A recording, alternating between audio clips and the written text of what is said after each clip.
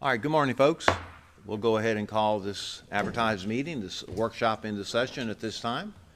And just like always, we'll go through every item. And colleagues, if you have a question or have a comment, please just let me know. And Superintendent, I know you have staff here, sir, so should you have anything, please just go ahead. All right, so the first item is to 2.1 to approve the agenda. I do have an agenda change.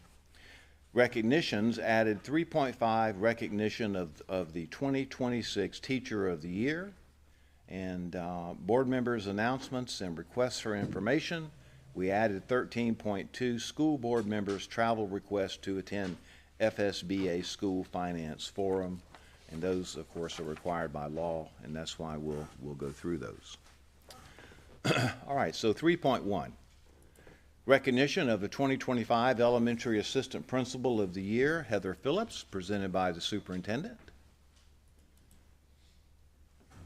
I'm assuming, Superintendent, you want me to read these off, right? You can read them off now, or we can do those later on tonight. Okay.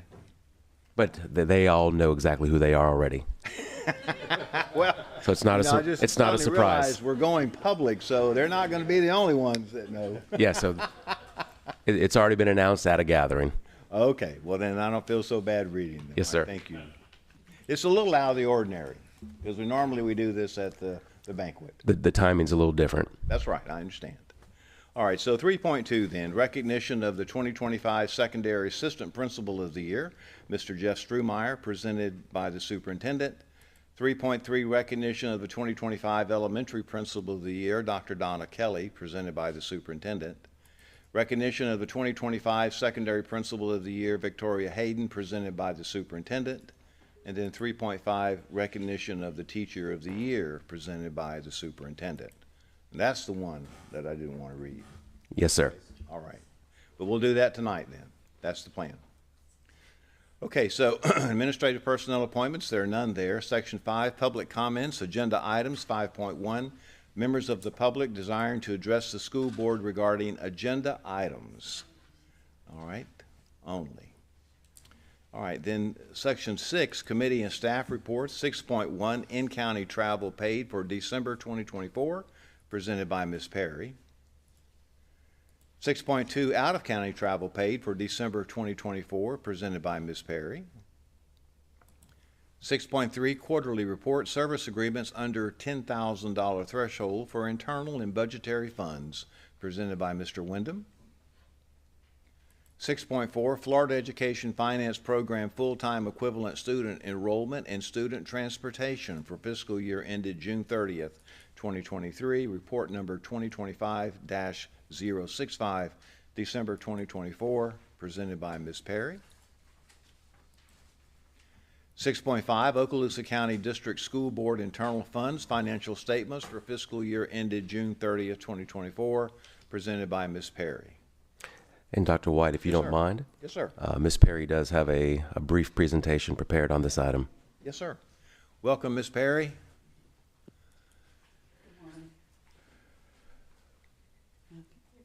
Good.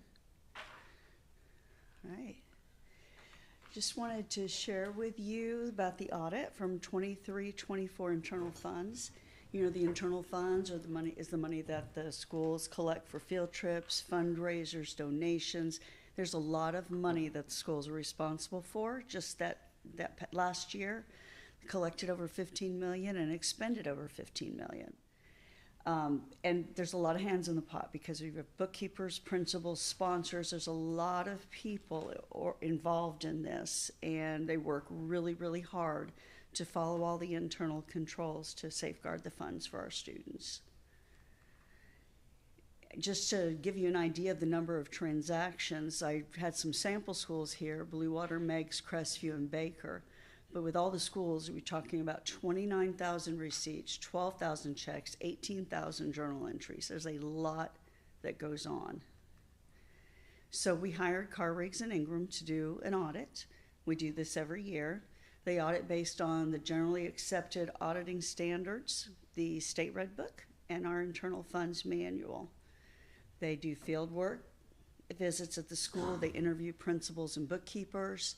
test receipts, disbursements, journal entries. They've expanded their testing on journal entries for us, testing athletic events, and just making sure that everything ticks and ties. There's a possibility of 4 different types of fundings, different levels. The first level is called an improvement point. Second, a control deficiency. Third is a significant deficiency. And 4 is material weakness. We only had level 1, which is very good. I don't ever expect to have a year with no findings. That's pretty much impossible. And remember, an audit is not only to see what's going on wrong, but also as a learning experience for everyone. So on our level 1 findings, we had 31 schools that had no findings whatsoever, 3 schools with 1 finding. We had 1 school with 2, 1 with 3, and 1 with 9. I will say the one with 9 had several bookkeepers through the year. It was a rough year for that school. They now have a new bookkeeper in place, and they are looking very good according to the auditors. But I just wanted to tell everybody and point out how proud I am of the job they've done. Very good. Thank you, Ms. Perry. Colleagues, you. anything, comments? Yes, Mr. Chairman. Just want to give kudos to you. That is a lot of people doing a lot of things, and the results are great. And kudos to you for keeping control of that. And I want to just point out one. If you pick the biggest school with the most money, the bookkeeper for Niceville High School has done an outstanding job. So that Yes, that's something I shared with Mr. Heinley that I just turned that off somehow. But I don't know what I did. There we go. That Niceville High School, huge school. And I mean, when the auditors do their audits, they can find maybe some what they call exceptions. Okay, here's one instance where something wasn't done right.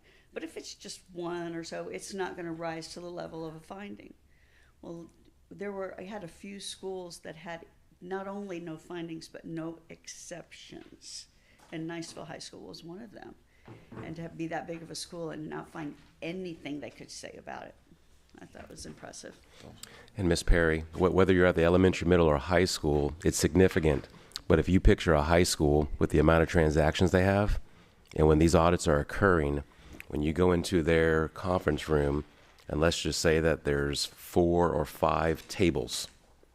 There's 4 or 5 tables full of notebooks about this thick that are audited. So it's a big deal. These bookkeepers take it very seriously. If there's a finding, I know I've been at the schools where, they lament about it, but they are bookkeepers, by and large, doing an amazing job with so many transactions. And this is just one function of their job. That's right. And one of the things I was telling Ms. Perry when I was talking with her is having been a sponsor at a school and all that, I call this like nickel and diming. I mean, literally you're turning in money that's change and cash, and there's a lot of that, considering that many transactions, that many sponsored, members of the faculty and staff. I mean, it just, like you said, goes through. This is amazing that it's this great. So kudos to you and your training to all the bookkeepers and everyone involved, because I think that's the key. So it's exciting. Congratulations. Thank you. And before you leave, Ms. Perry, briefly share, and I'm glad you mentioned the training, briefly share the additional trainings that you have initiated with our bookkeepers. Okay, we're with the new bookkeepers, and we've always had several trainings where we go out one to one, and now we also have, and we've always had an annual training in person, but now we're having quarterly in-person trainings with bookkeepers, and they've been really good. It's been great. We've had a nice round circle and a great way to network and discuss and find out things that are going on, and it's been really good, and they've enjoyed it. At first we were doing a few of them by Zoom, and they requested to come in and be in person, because that's very helpful. All right, very good. Thank you, Ms. Perry. Excellent report. All right, so that takes us now to consent agenda. 7.1's approval. 7.2, approval of the minutes of the student disciplinary hearing of January 13, 2025, minutes of the workshop meeting of January 13, 2025, minutes of the regular meeting of January 13, 2025, all recommended by the superintendent for approval. 7.3, appropriation of District 2 School Board Member Capital Outlay Funds to Elliott Point Elementary for playground privacy fencing in the amount of $2,978.44, presented by Mr. Parker Destin and recommended by the superintendent. 7.4, appropriation of District 2 School Board Member Capital Outlay Funds to Edwins Elementary for playground sod in the amount of $2,500, presented by Mr. Parker Destin and recommended by the superintendent. 7.5, appropriation of District 4 School Board Member Capital Outlay Funds to Shoal River Middle School for iPads in the amount of $5,631, presented by Mr. Tim Bryant and recommended by the superintendent. 7.6, appropriation of District 5 School Board Member Capital Outlay Funds to Eglin Elementary for clear touch panels in the amount of $11,634, presented by Mr. Brett Heinley and recommended by the superintendent for approval. 7.7, appropriation of District 5 School Board Member Capital Outlay Funds to Plough Elementary School for outdoor lunch courtyard landscaping in the amount of $13,250, presented by Mr. Brett Heinley and recommended by the superintendent. 7.8, invoices to be approved for payment, presented by Ms. Perry, recommended by the superintendent. 7.9, school donations, presented by Ms. Perry and recommended by the superintendent. 7.10, payroll warrant register and accounts payable warrant register totaling $48,898,716.52. Self-health insurance claims and fees totaling $2,805,766.01. And bank transfers totaling $0 for December 2024, presented by Ms. Perry and recommended by the superintendent. 7.11, tag on bid purchase over $50,000, Mobile Communications America, presented by Mr. Vince Wyndham and recommended by the superintendent. 7.12, tag on bid purchase over $50,000 to the Apple Store for Education, presented by Mr. Wyndham and recommended by the superintendent. 7.13, requesting permission to raise funds for a self-help project to build a softball batting and pitching cage at Davidson Middle School, presented by Dr. Smith and recommended by the superintendent. Dr. White, can I make a comment Yes, sir. on that? I would just like to thank those people in the community who have donated their time and their money to do this for Davidson Middle School. When I was going through the agenda, I was just kind of looking to see, how long it was going to take for them to actually fund it and build it and all that. But apparently they have it ready to go, and it's going to take about 4 to 6 weeks to get that done. So I thought that was very generous of those people who are listed there that are contributing their money and their time to build that for Davidson. Yes, sir. Thank you, Mr. Bryant. All right, 7.14, quarterly school safety compliance report in accordance with Rule 6A-10018 for FAC, presented by Mr. Danny Dean, Program Director for Safety, and recommended by the Superintendent.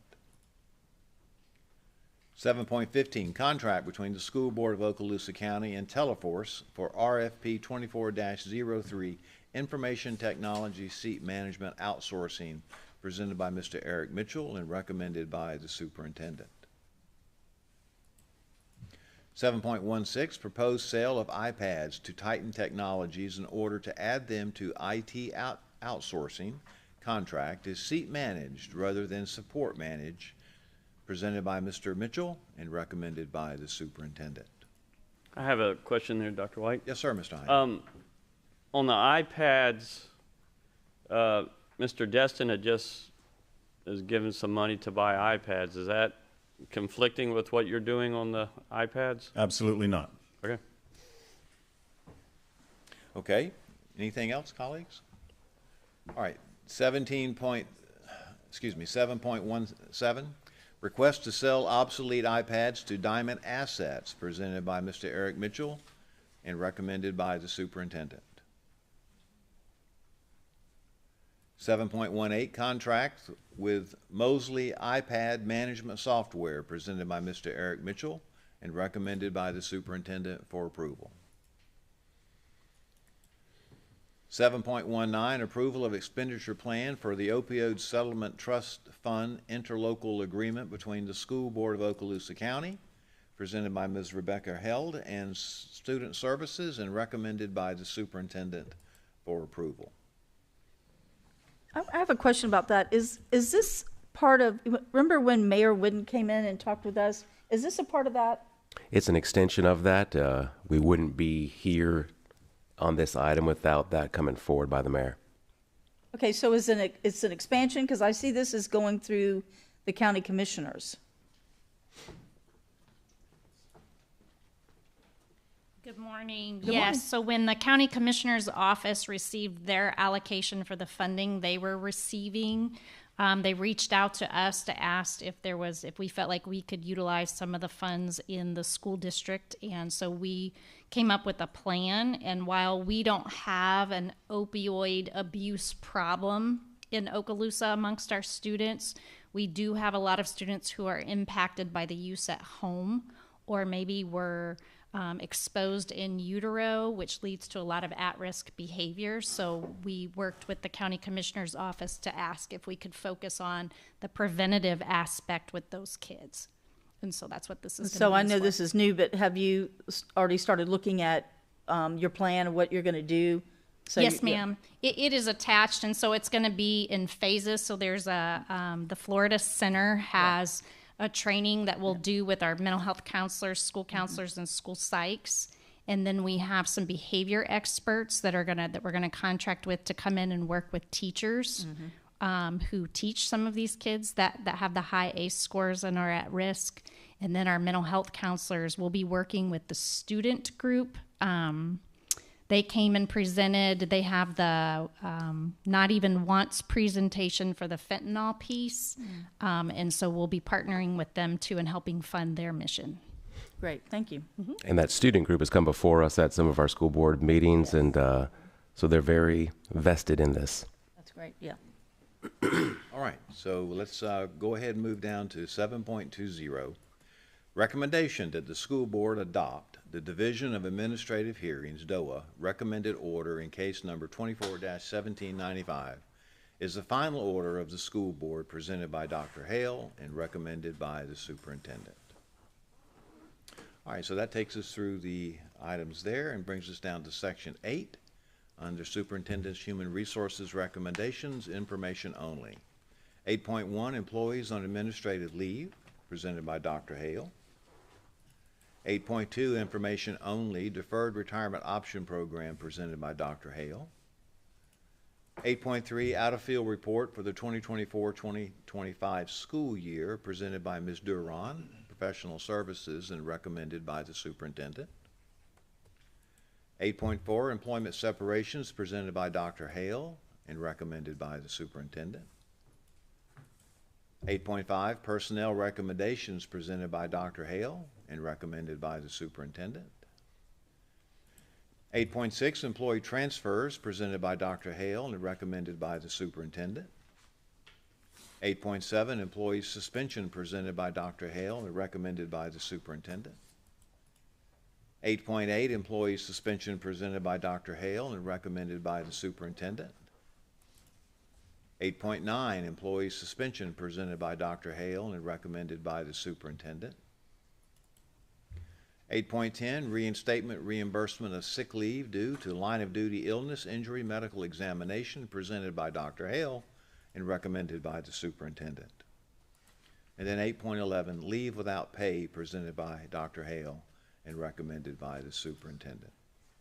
On section 9, there are no items for discussion. Section 10, construction program owners, representatives, business.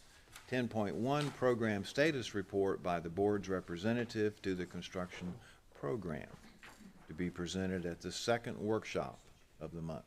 Yes, which is Okay. us. Okay, in front of you, there's a comprehensive agenda item on what we went through 2 weeks ago, and then you got a crib sheet here with the highlights. Just to hit a few of them under Program 6, the cafetoriums, Shalimar is completed. We'll have ribbon cutting soon for that. Bob Sykes Elementary School is very close to be finished on that. Let's see, high school auditorium upgrades are going along good. It's task order number 23. And you can see where the ADA ramp construction began at Niceville High School for that. Florosa Elementary School roof coating is going on, 75% complete. And this was 2 weeks ago, so it may have gotten closer. Task order number 33, softball press box concession buildings at Fort Walton Beach High School and Crestview High School. So the work is going right now. You can see they're roughing in the site for the utility and the piping work. And the block walls have been topped out in advance of framing. Task order number 34, sales tax project at Meigs and Destin Middle Schools. You can see right there, installation of the board was completed and the finishing is underway. Ductwork is completed. So they're getting very close on that. Task order number 35 is a huge one, new Crestview K-8 school, and the additions at Destin and Baker. It's going to be a long time project, very aggressive for August 26th, but they're proceeding on with that. Task order number 37, HVAC projects. You can see we got one at Fort Walton Beach High School and Mary Esther Elementary School. And we're going to have HVAC projects in perpetuity. Yeah. Task order number 43, highlight. That's for the OTC. And you can see the design work is continued for the interior renovations. So those are the highlights. You got your details in your other sheet to go in more detail where we are. Bill Smith, Grant Myers, and Joel Linder for Jacob Titan, they're all doing great work. Are there any questions from my colleagues on this? A lot of work. Good stuff, yeah. I did see they were working on that road, Arena Road, going into Pineview, and coming along. That was a couple of weeks ago, so they're probably really getting that going now.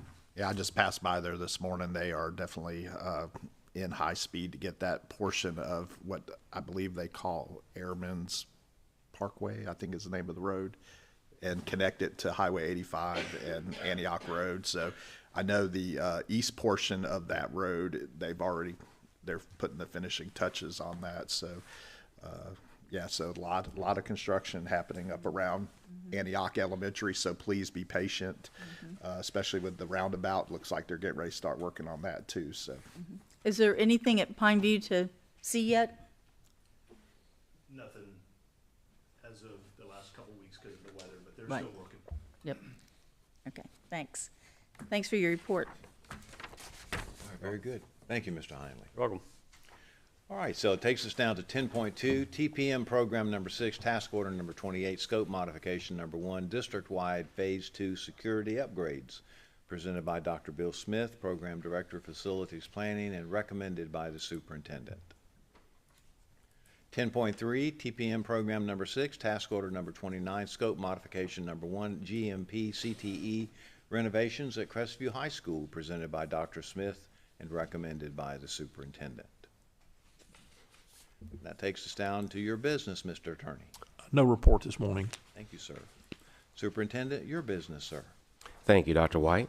I do want to make a couple overarching statements, and I do have Ms. Cato who's going to share a little bit about our health insurance, and then, like I shared at the last board meeting, where we went over the business aspects of the first semester highlights. Today I'm going to talk more on the school and student-related side of first semester highlights. But I first want to say, as you know, we had a snow event. And though a lot of excitement came from that, students having a good time out in the snow because they never necessarily saw such things here in our part of the state. But I wanted just to say for a second on the business aspect of that. because there was a lot of communication, a lot of coordination, through the weeks, that week.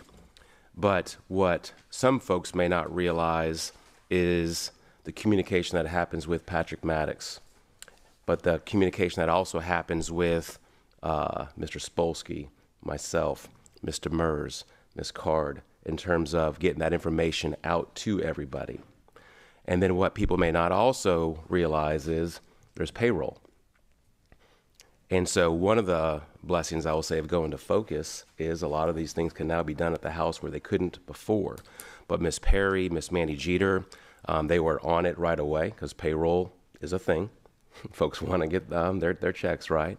But they put a lot of effort into ensuring that there was not a delay in payroll. Now, those who still receive a check, I think instead of getting it today, I think they're going to get it tomorrow.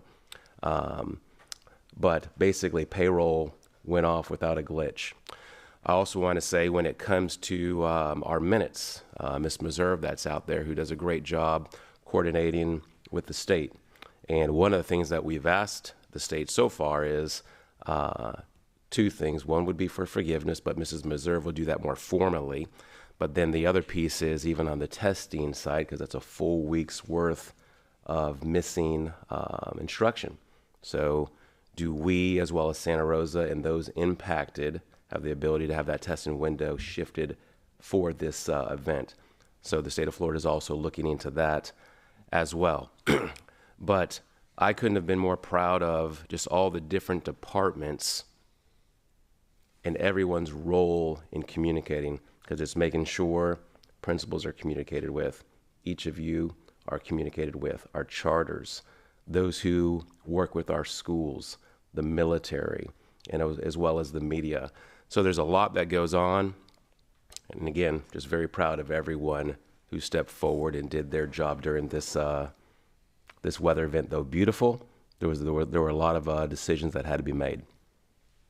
So, Dr. White, I do have a question for Mr. Chambers, and I'm sure all of us board members have heard this already, and I think you kind of explained a little bit about forgiveness, but typically in our schedule for the year, we have storm days built into there. So we missed 4 days because Martin Luther King birthday was one already there.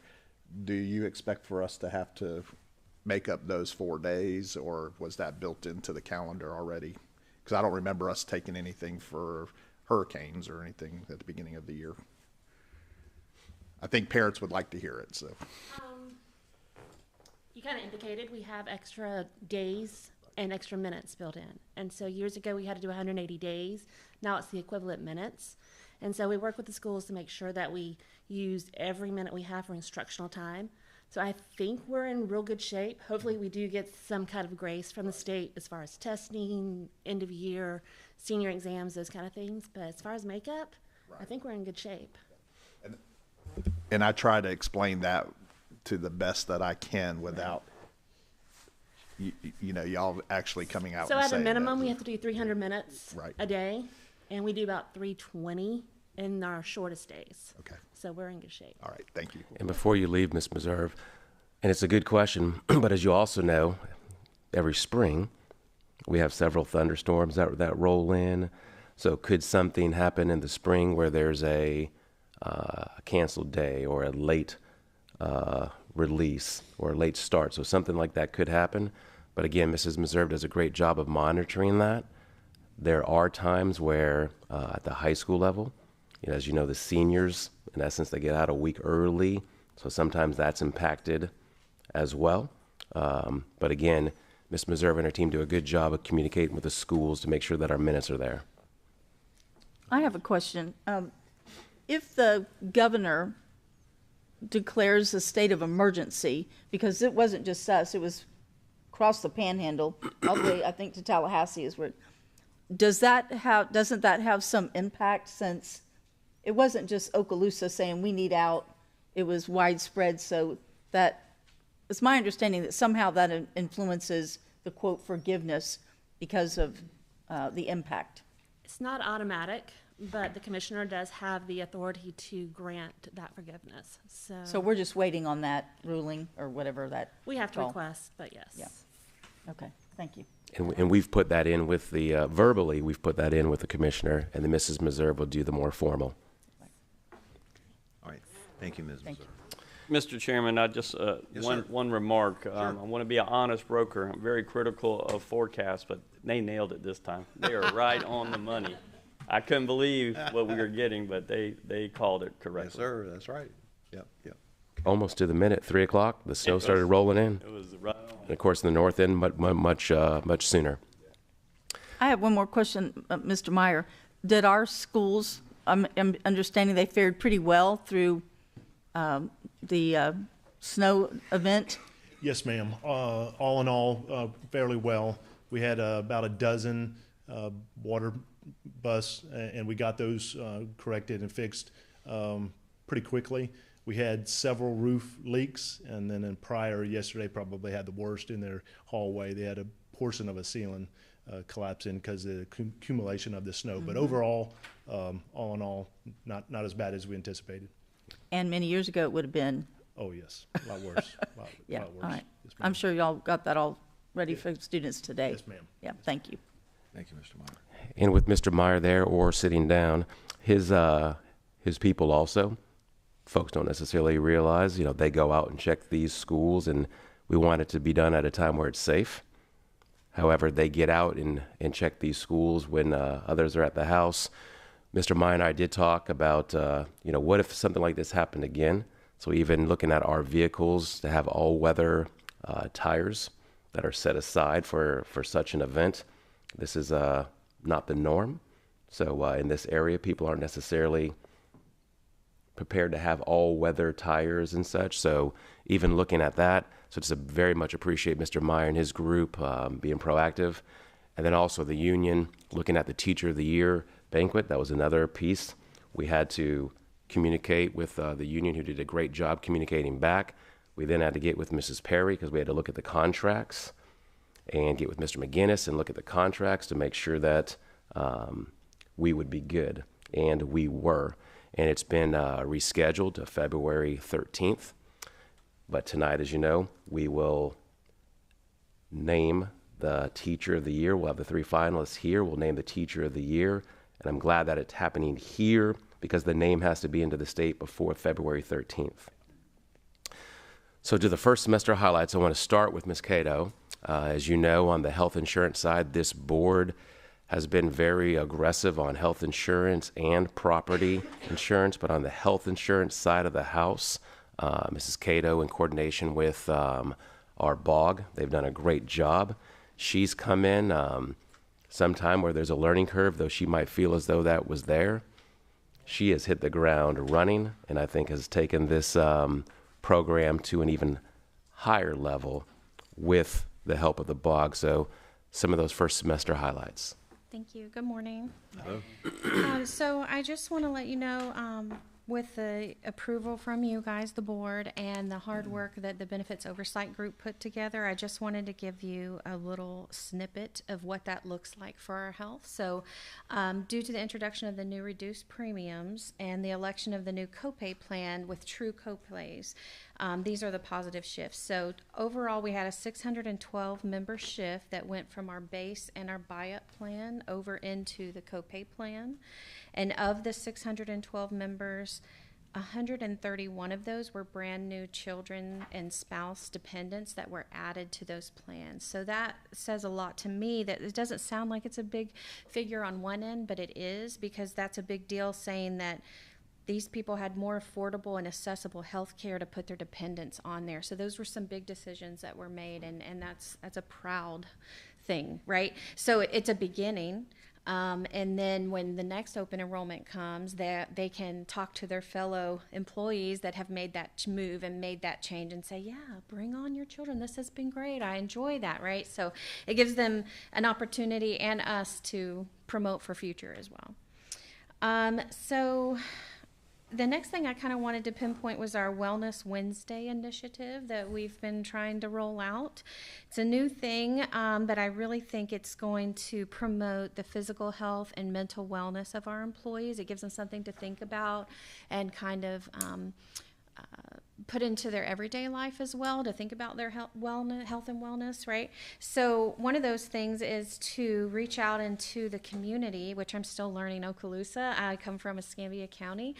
So I'm reaching out and getting to know these vendors as well. And I want to make sure that they're good vendors. And what I mean by that is, are they giving good customer service? Are they doing what they say they're going to do for our employees? And one way to do that is to vet them.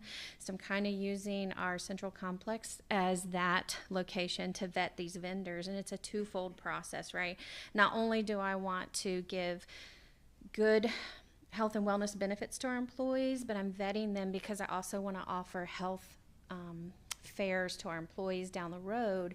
And if they're good vendors and I've held their feet to the fire and they've done really good things for our employees here, we can have these health fairs to open up to the rest of our district employees to come and meet these vendors.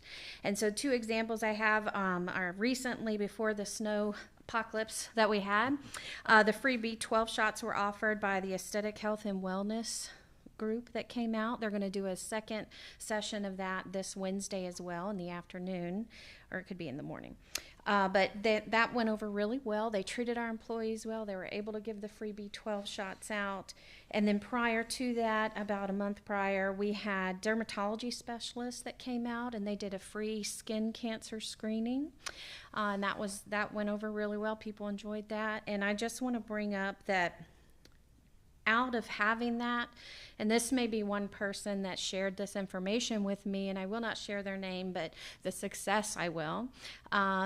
They were given a diagnosis of a cancerous lesion that they didn't know was cancerous, and that has been removed. And to me, that's a successful story, because if we've helped one, that was more than enough for me. It was a success for me. So to be able to vet vendors like this and then to offer them at the health fair later on to the rest of our employees is a tremendous win, you know.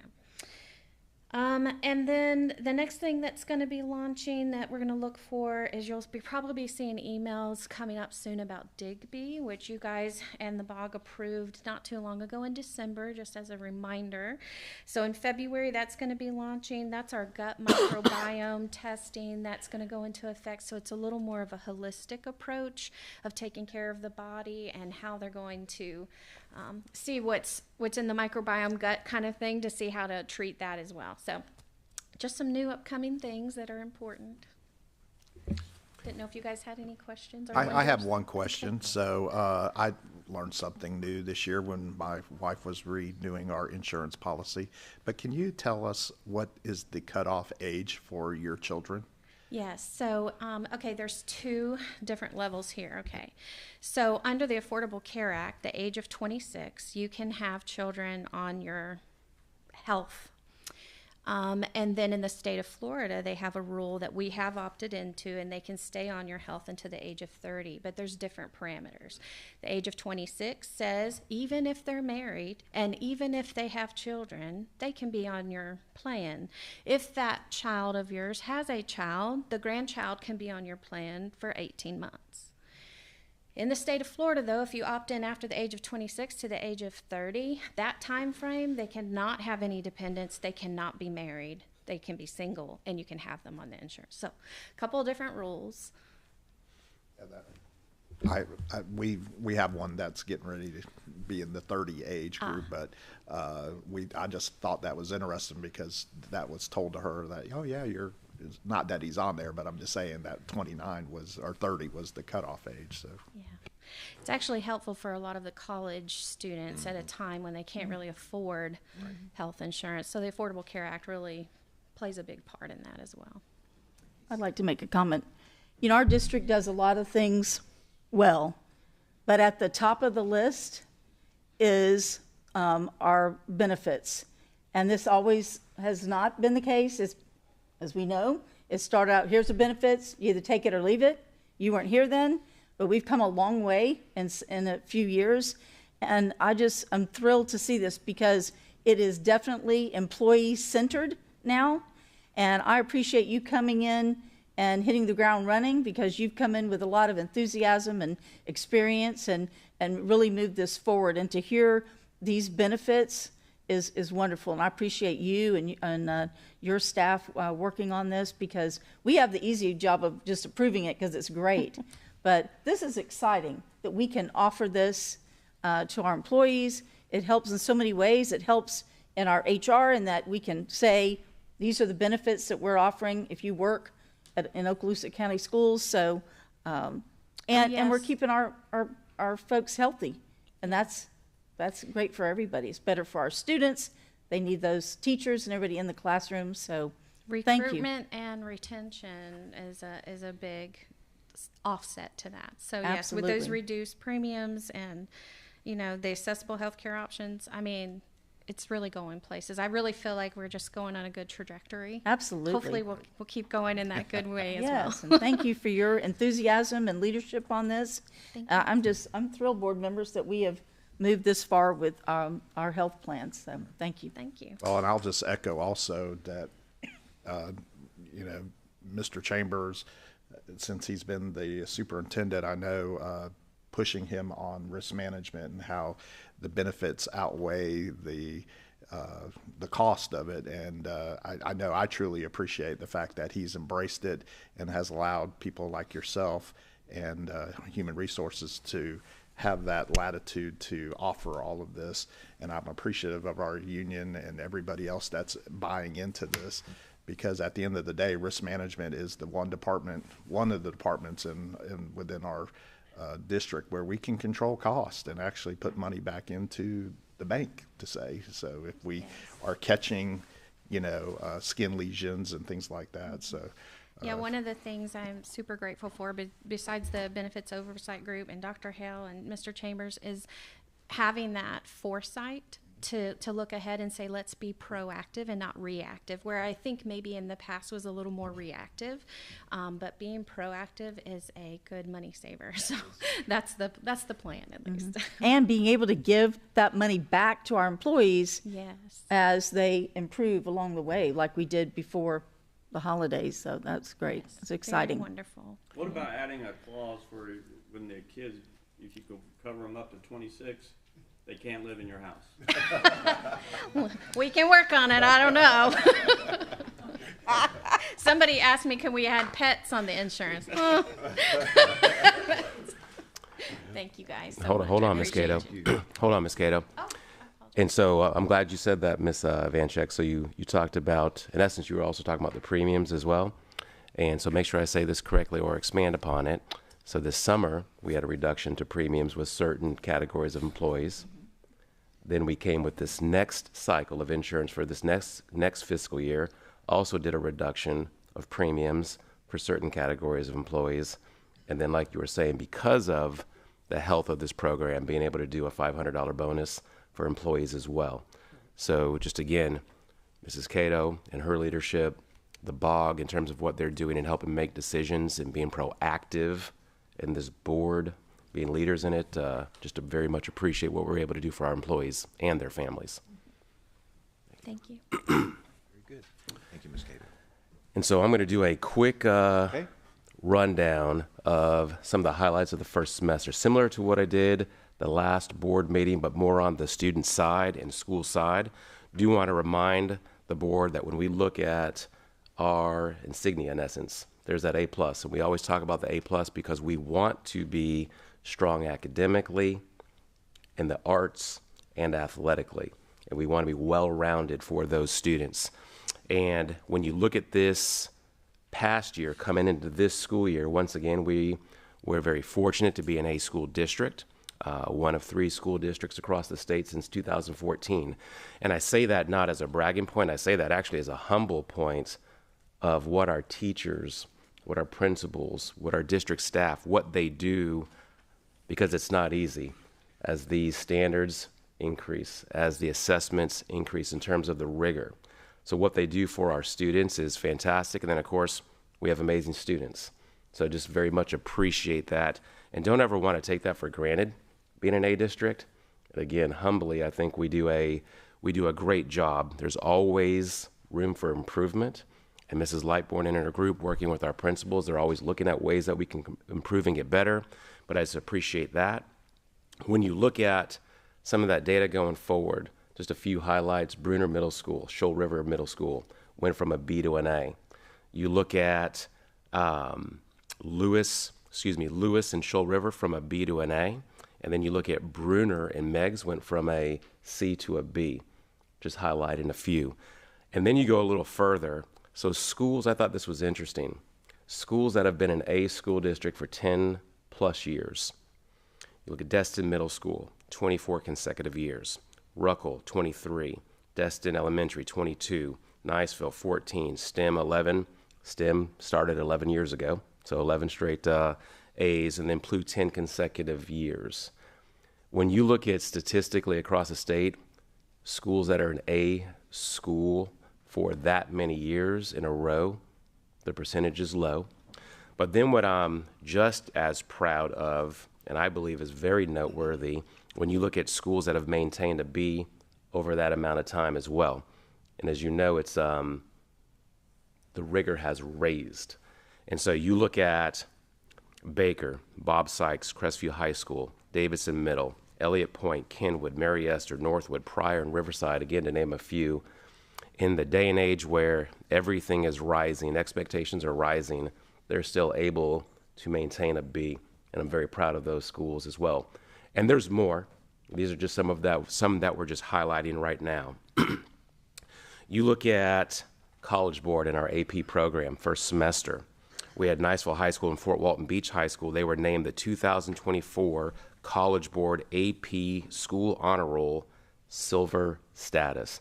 And in essence, that's doing a good job in the AP program academically, but then also doing a good job of providing access for more and more students, which is a goal of AP. Then you look at National Merit Scholars. And I'm not sure about you. I know for myself, I was not going to be a National Merit Scholar. However, in our county, we do a great job. We have fantastic students, but at Choctaw High School, Jonathan Curtis and Tina Lee, National Merit Scholars. And then at Niceville High School, Lily Settlemeyer and William Cup. Then you shift over to the Thermo Fisher Scientific Junior Innovators Challenge Recognition. Again, when I was in high school, I would have never thought of such things.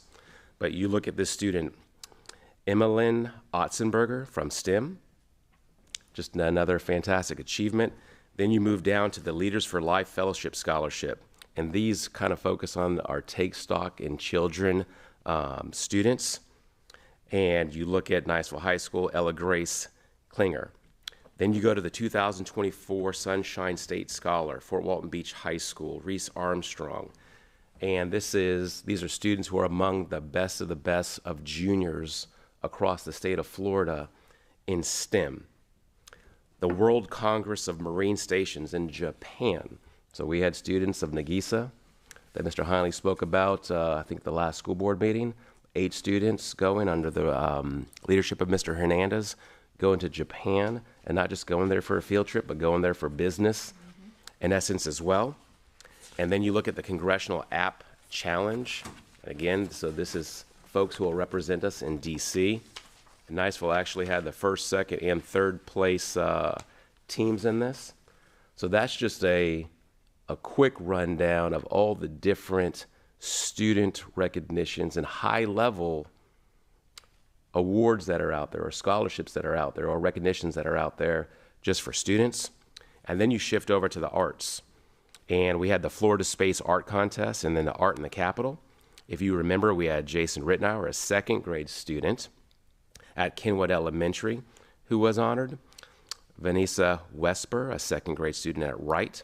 And then Isabella Wesper, a fourth grade student at the Northwest Florida Ballet Academy. To have 3 students from one county, that's not the norm. Then you look at the Choctaw Magicals, Mr. Bryant, making sure that they were a part of the superintendent's and school board annual conference in December. They did a great job over the technology in terms of it was a Zoom type of a presentation. So, but when they finished, if you were there, like the standing ovation, so to speak, of what they received and the great job that they did sharing their songs, it was fantastic. And then, of course, the Viking Band, they performed at the Military Bowl. And we talk all the time about our band programs. I'd compare them to college programs. And to get a recognition to where you go to, whether it's the Military Bowl, the Rose Bowl, the Macy's Day Parade, that's not the norm. And so for Fort Walton Beach to receive that recognition, I think that's absolutely fantastic. And then you go to the athletic side. I'll say Mrs. Vanchek, she'll say my Baker Gators is what she'll say. So volleyball, district champs, regional champs. Was it 23 consecutive? Yes. So 23 consecutive district championships in a row. So that's pretty amazing. And just 19 regional. 19 regionals and fell just short of a state title, Yep. but just fantastic. Choctaw, we had district championships in cross country, district championships in football. Football also made it to the Elite Eight. Volleyball, they were district regional champs. And then in boys swimming, we had a regional champion for Walton Beach, swim district championship for the boys. In Niceville, they were regional champions in football, then the Final Four. And then cross country, they were district champions. And I say all that to say, you look at the arts, you look at the athletics, which is a big part of what we do. If you go back a decade ago on the athletics, you didn't necessarily see folks progressing to the state level the way that we do now. And you'll see this come the winter, and you'll see this come the spring as well. As you know, we had the groundbreaking, so we've already spoken about that. August 2026 is when we expect the school, Pineview, to open. Mr. Heinley said it'll be an aggressive timeline. Mr. Myers said the same, but they know come August 2026, we expect to be open. Then the capital projects, first semester, 6 ribbon cuttings. Not going to mention them all, but 6 ribbon cuttings. You go back 5 years ago, we had 0 ribbon cuttings. 8 years ago, 0 ribbon cuttings. So now we're able to do this. If you go back a year or so ago, more and more, and you know we have ribbon cuttings for the second semester as well. So just very proud of that. We've had enhancements at Crestview High School, Choctaw High School, Lewis, Baker, Ruckle, and Wright Elementary, and then reminding the board every time we have a new cafetorium, that previous cafeteria will also be transformed into something else as well, which will be great space for those schools. As you know, the first semester we were named a district Purple Star school by the state of Florida, one of 5 across the state of Florida to receive this prestigious honor. Representative Maney was instrumental in getting Purple Star schools. The governor has pushed this, and so to be one of 5, I think, is something that we take to heart, especially with our military community. Looking at CTE, I'm proud of the programs that we have because they deal specifically with the local industry. But one thing Mrs. Beasley has done this last semester is a stronger relationship with One Okaloosa EDC and looking at the apprenticeship programs and the internship programs. And you might remember there was a change in legislation to allow for these type of programs to happen with high school students. So I think that's a big deal for our students and a big deal for industry in this area. And then our artificial intelligence and machine learning programs continue to increase at the high school, middle school, and elementary levels. When you look at community engagement, you look at Thanksgiving, 160 meals we provided to families, over 300 Christmas celebrations for students in a partnership with the Sheriff's Department as well. We now have esports in our schools. If we would have said this 20 years ago, people would have thought we were crazy. But esports now is a sport at the college level. And Northwest Florida State College, at one point, I think a year ago, they were #1 in the nation. So this is a program that, as you can see, our high schools have. Also, Shoal River and STEM, they have it as well. We went over to Fort Walton Beach High School. Mr. Pinkert is the sponsor there. And he just talked about how the students are so invested and keep up with the facility. And if you see the facility firsthand with your eyes, it's pretty amazing the way that they have it set up. So your support of that program and the dollars to help set up the esports has been instrumental.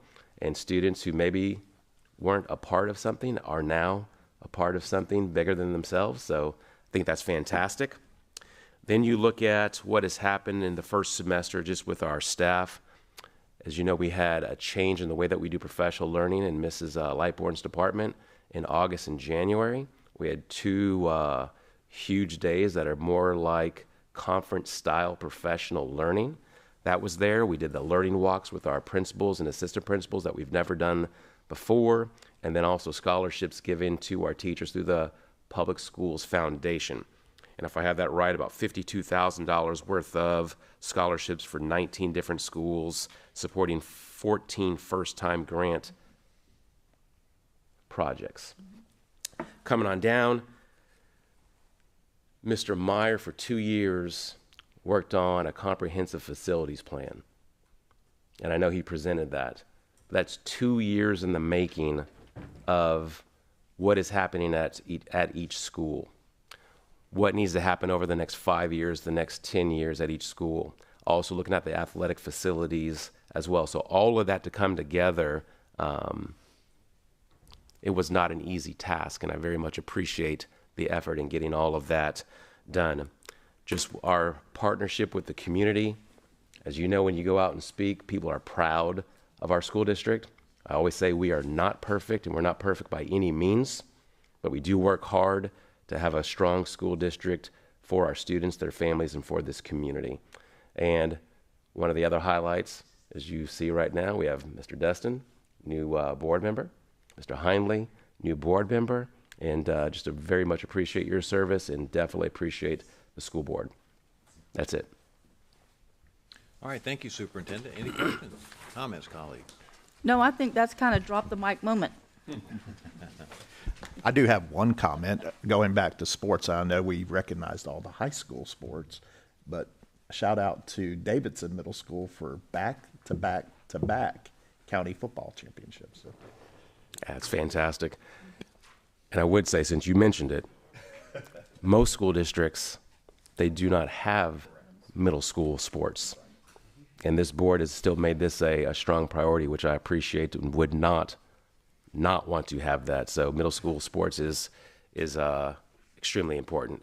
And that's not to leave out any of our cheerleaders and dance, because they go and win state championships and national championships as well.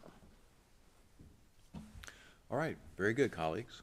All right, that brings us down to section 13, board members' announcements and requests for information. So 13.1, Mr. Heinley, I'll start with you, sir.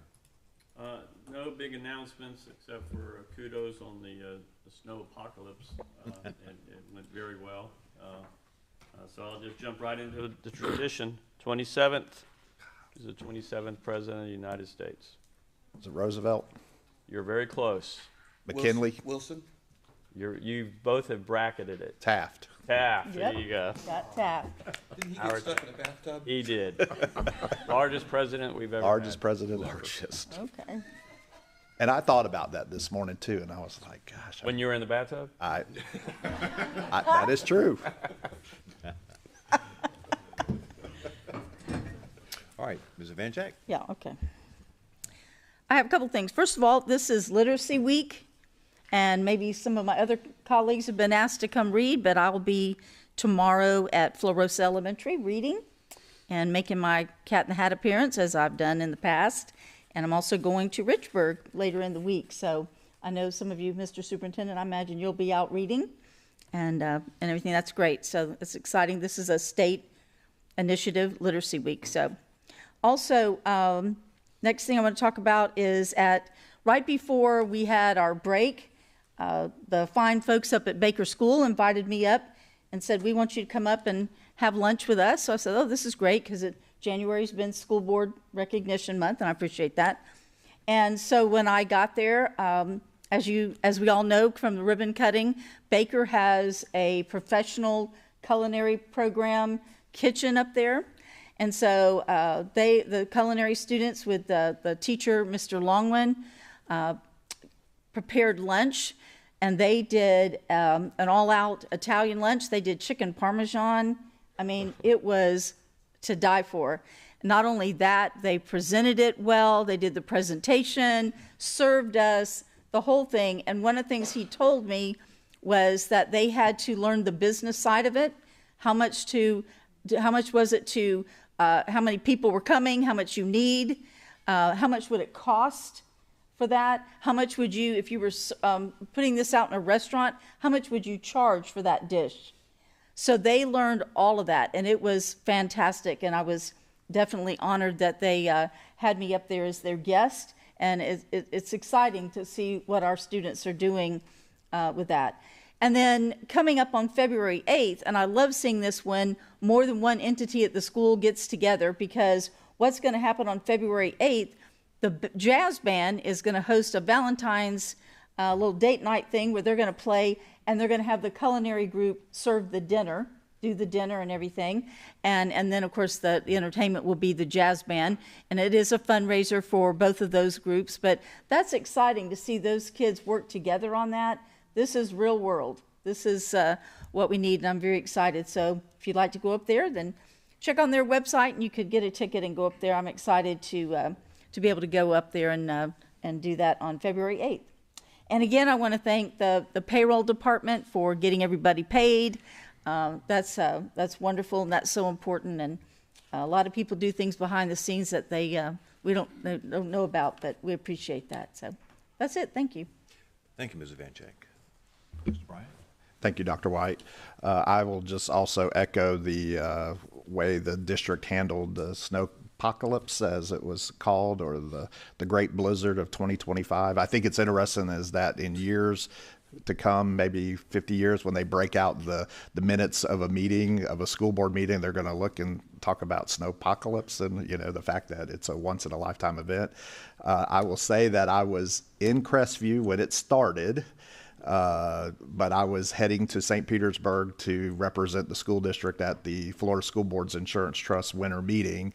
And I told my wife, she was able to come with me, that if we don't hurry up and get out of here, we are going to get snowed in, because it was coming down so fast. And being up in Crestview, I think at our house, we ended up with like 8.5 inches. But I will just say the district, everybody handled it well. And what was nice about it was looking on social media and seeing how it brought families together, building snowmans and just making memories. And also that was really exciting about that. But again, like I said, I was on business when all of this was going on. And just to report from the Florida School Boards Insurance Trust, I would just want to make a shout out to our new risk manager, Ms. Cato. Unfortunately, she was unable to make it because she did get snowed in. So, because she lives over in Pensacola, but I look forward to her being at the next one in the spring. But I will just go over a couple of highlights. FSBIT is changing. We have a new executive director. Our previous executive director, David Stevens, is retiring.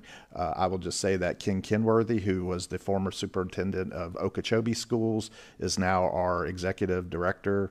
And I'm really excited about the way he's moving the organization into the future. I think this is going to be a win-win for all of us that are a part of the trust, which, just so you know, there is 12 school districts that are a part of this trust. And just some of the ideas and initiatives that they have moving forward under his leadership, I think are going to be very positive for Okaloosa County and the other 11 school districts.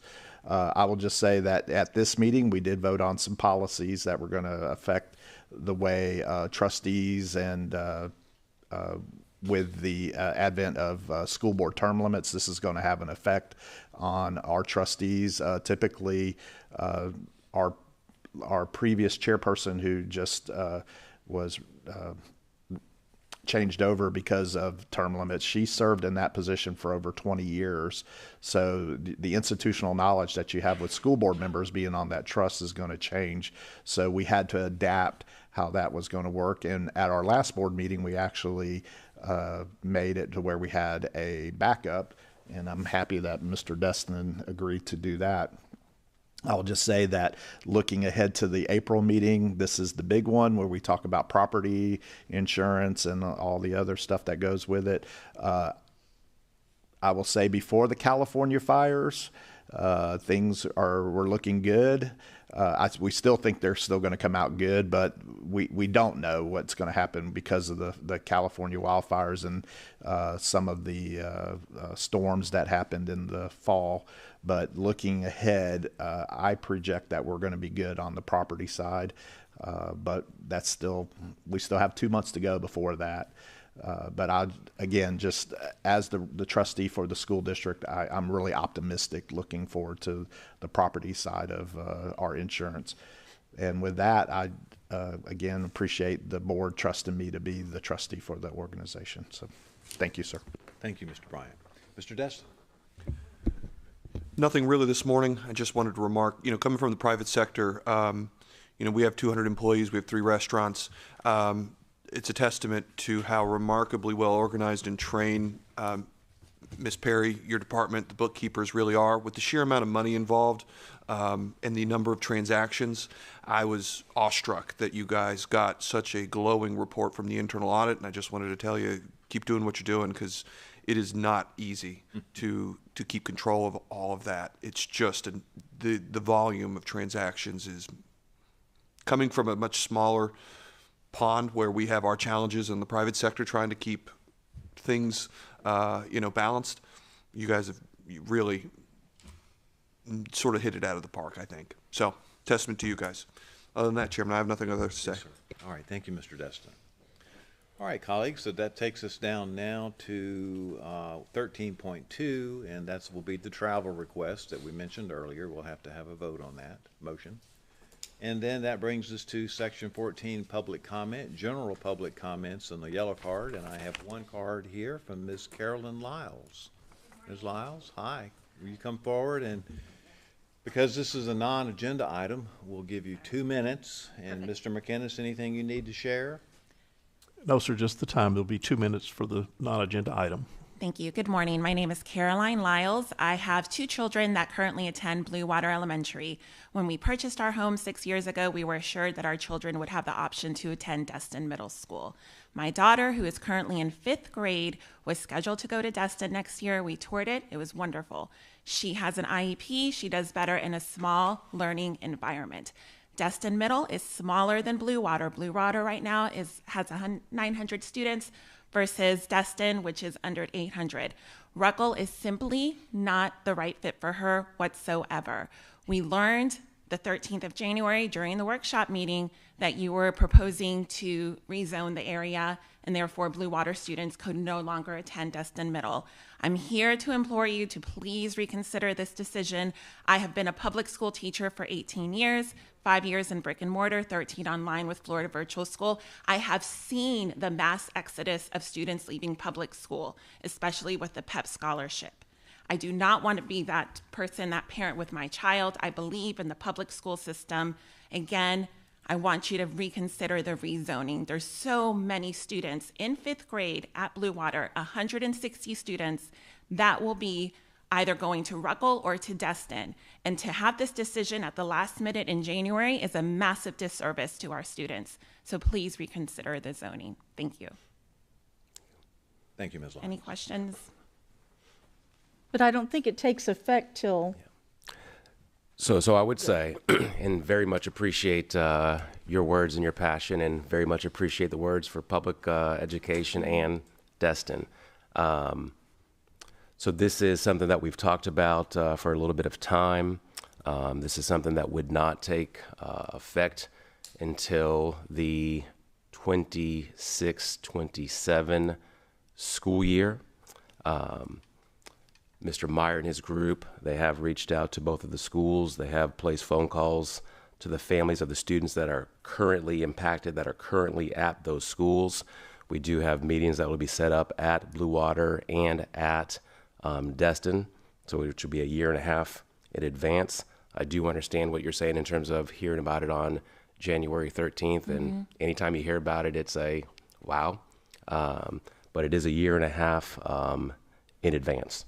Mr. Chambers, is that confirmed? Because when I called the school board, I called multiple times, and not one single person could give me a concrete answer as to when it was being implemented. And I called Destin Middle School and spoke with the registrar, who had just met with her principal, and they told them that it was effective this year, that they would no longer be accepting students that were in Blue Water that were zoned for Destin Middle School. That it did, so my daughter was not eligible to attend. They told me about the waiver. I went to apply for the waiver, which opened up that Friday. Destin Middle is not listed on there because they're at capacity. So they told me about the hardship waiver. My concern is I can't get a definitive answer as to when this is going to be implemented. You will get a definitive answer right now.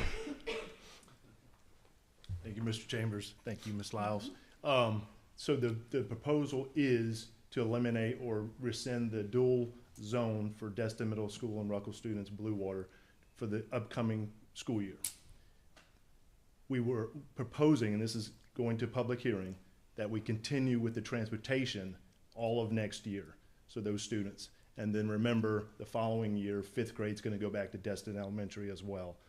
So those 5th grade students at Blue Water would not be going to Destin Elementary. So through next school year, we're going to provide transportation, but the dual zone, we're going to rescind next year.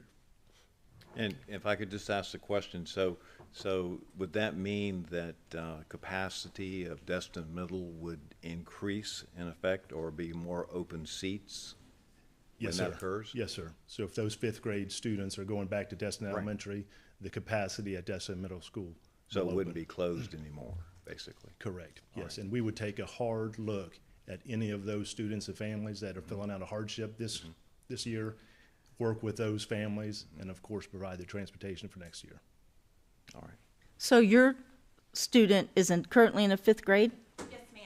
She's a 5th grader at Blue Water. so you still have the time. My options are to either pull her out now of Blue Water and enroll her into Destin, which I would hate to do. She's been at Blue Water since she was a kindergarten student. That would be a huge disservice to my child. We were all set to go to Destin next year. She has an IEP, like I mentioned, and they have a smaller ESE department. Ruckle they cannot handle it. They're busting at the seams. They have almost 1,100 students at Ruckle Middle School. So that is my concern. Is she's currently in 5th grade. We were scheduled to register her when registration opened for Destin Middle, and now, just like you heard, they're no longer accepting students this year or for the upcoming school year. And there's no guarantee that she will have a hardship waiver. And then what do I do with my son, who's in the 3rd grade now? And again, when we've been here for 6.5 years. We bought that property because we had the option to either send our child to Ruckle or send our child to Destin. And now at the last minute, it's being changed. Thank you. All right. Thank you. So that'll take us next into adjournment, unless there's anything else, Mr. Attorney? We're No, good? sir. All right. Staff, association, this meeting is adjourned.